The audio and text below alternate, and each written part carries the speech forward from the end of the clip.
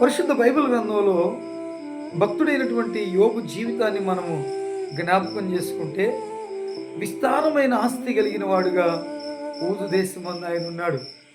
7,000 గొర్రెలు, 3,000 ఒంటెలు, 500 జతల ఆడగాడిదలు, 500 జతల ఎడ్లు, బహుమంది పనివారు కలిగి 7 కుమారులు, 3 కుమార్తెలు. ఊదు దేశంలోనే అంతటి ధనవంతుడు లేడు. ఇంత గొప్ప ధనవంతుడు ఒకేసారి తనకున్న ధనమంతా కోల్పోయినప్పుడు ఒకే ఒక అద్భుతమైన మాట చెప్పాడు. యెహోవా ఇచ్చెను, యెహోవా తీసుకొనెను, యెహోవా నామమునకు స్తుతి కలుగును గాక. నిజంగా ఉన్న ఆస్తి అంతా ఒకేసారి కోల్పోయినప్పుడు ఎంత ధైర్యం, ఎంత భక్తి, ఎంత గొప్ప స్తుతించే మనసు ఒకసారి ఆలోచించండి.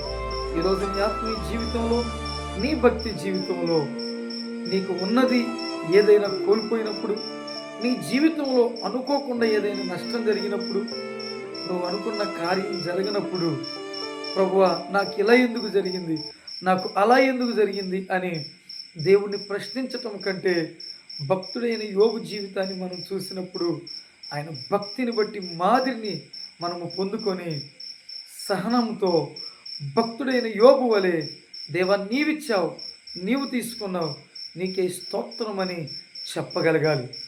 దైవజనులు రఘుయేలు గారు కాకినాడ ప్రాంతంలో పరిచర్య చేస్తున్నారు.